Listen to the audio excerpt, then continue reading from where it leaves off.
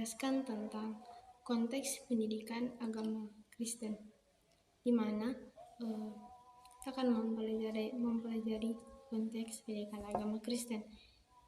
Dalam hal ini, kita tahu bersama bahwa konteks PAK ini adalah salah satu materi dari mata kuliah dasar pendidikan agama Kristen, sebagaimana yang saya sudah sampaikan di materi yang lain di mata kuliah, dan bahwa pelaksanaan pendidikan agama Kristen itu dilaksanakan dalam 3 konteks atau 3 tempat, yaitu sekolah, dan yang kedua gereja, yang ketiga keluarga. Dan yang pertama kita akan mempelajari adalah peran dan fungsi yang berbeda, di mana setiap konteks ini memiliki peran dan fungsi yang berbeda, tetapi saling menguatkan. Saya kasih gambaran Yesus misalnya, kalau di konteks sebuah PAK itu biasanya memberi wawasan dan nilai Kristiani secara umum.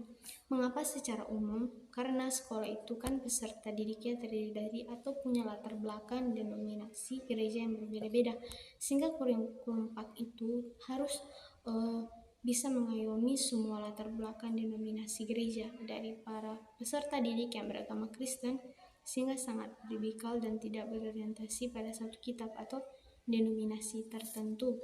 Kemudian dalam PAK ini yang kedua, gereja dalam PAK, fungsi dan peran gereja dan PAK, yaitu Gereja itu bertugas untuk membentuk wawasan pengetahuan serta praktek nilai Kristiani secara khusus. Ya, saya katakan tadi, kalau di sekolah sifatnya umum, tapi kalau di gereja itu sifatnya lebih khusus karena biasanya pengajaran berorientasi pada doktrin gereja. Doktrin gereja tersebut kemudian pengajarannya untuk memenuhi kebutuhan dari pertumbuhan imam warga gereja di gereja tersebut. Persoalannya kan sifatnya khas setiap gereja. Dan yang ketiga, keluarga dalam PAK bertugas untuk membentuk nilai serta memupuk dan mengembangkan kebiasaan Kristiani yang kuat, di mana suatu kebiasaan untuk memupuk suatu nilai yang ada di dalam keluarga tersebut.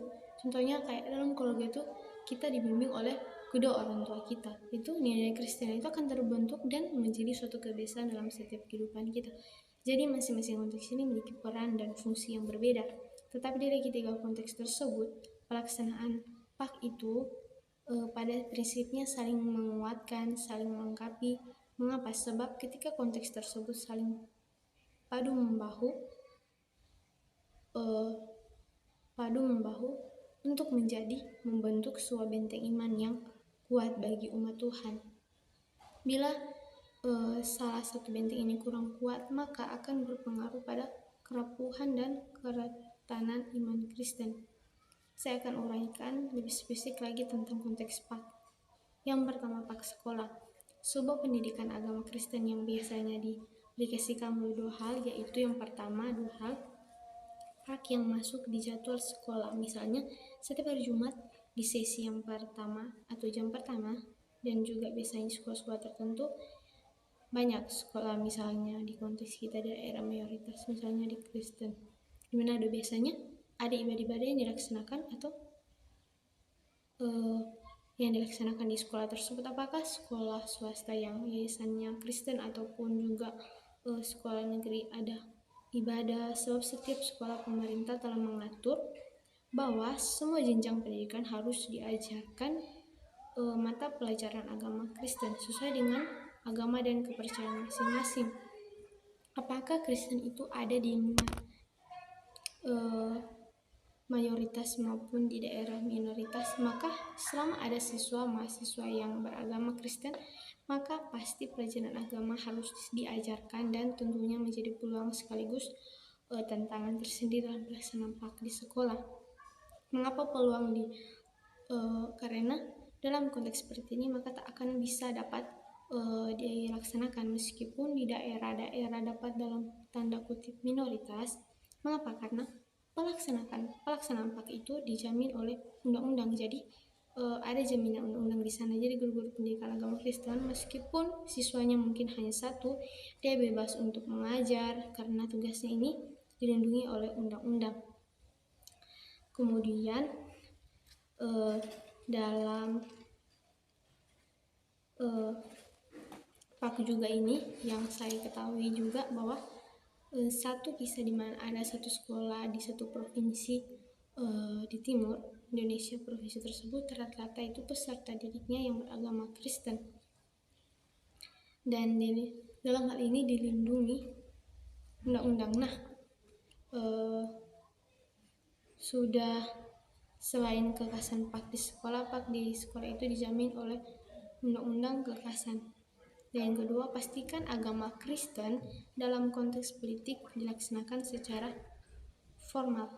Konteks sekolah ini sudah diatur standarnya oleh pemerintah, kurikulumnya diatur gurunya, pelaksanaan pembelajaran juga diatur, sudah ada jadwalnya tersendiri yang harus masuk dalam kalender pembelajaran. Jadi semua yang diatur, beberapa banyak provinsi atau pembelajaran setiap jenjang itu diatur. Tentunya formalitasnya seperti ini memberi keuntungan tersendiri, sebab dengan adanya formalitas seperti ini, maka dalam pendidikan agama Kristen itu akan ikut serta dalam pelaksanaan pendidikan agama Kristen. Namun guru Pak harus menyadari bahwa Yesus Kristus Tuhanlah ada pemimpin tertingginya, adalah pemimpin yang tertingginya majikan agungnya, dan dia harus mengedepankan tugas agungnya, dan dia harus mengedepankan tujuan agung dari Tuhan Yesus ketika dia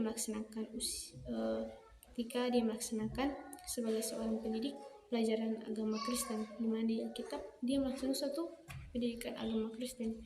Banyak contoh-contoh ceritanya. Dan yang ketiga, guru memiliki kelincahan keluasan hikmat Tuhan dalam membenarkan tujuan Tuhan dalam konteks lingkungan yang majemuk dan pluralistik. Ia perlu mengasah keterampilan dan berkomunikasi dan berorientasi dan berkolaborasi tanpa kehilangan identitas. Yang kedua, yaitu Pak di gereja. Pendekatan agama Kristen bisa disebut juga dengan istilah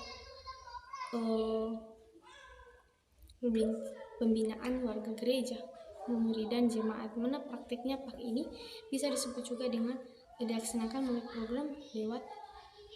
program gereja. Lebih ke khusus lagi, hal lebih khusus dilaksanakan melalui ibadah umum maupun ibadah khusus atau yang bersifat kategorial, biasanya pengajaran agama Kristen disampaikan oleh pendeta. Kalau dalam gereja karismatik atau Pentakosta sering disebut dengan gembala sidang, atau serta pelayan yang sudah ditetapkan sesuai dengan aturan dan kebiasaan setiap denominasi gereja tersebut, baik maupun dari segi prosedur penyampaiannya. Ada yang prosedurnya terencana. Kemudian dalam Pak gereja ini juga yang saya pahami bahwa pokok-pokok pengajarannya ada yang sangat fleksibel. Tempat pelaksanaan Pak sebagian besar dilaksanakan di gedung gereja, meskipun juga bisa dilaksanakan di rumah-rumah. Contohnya di tempat saya pelaksanaan suatu gereja itu contohnya bisa dibuat dalam rumah, suatu ibadah.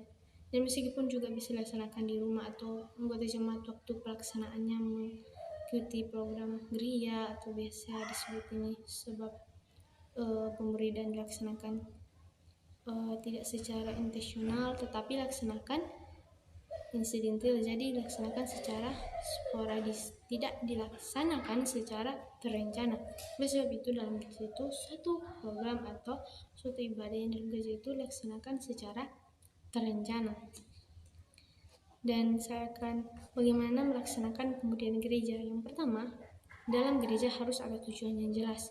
Tujuan ini harus ditetapkan dan kemudian disosialisasikan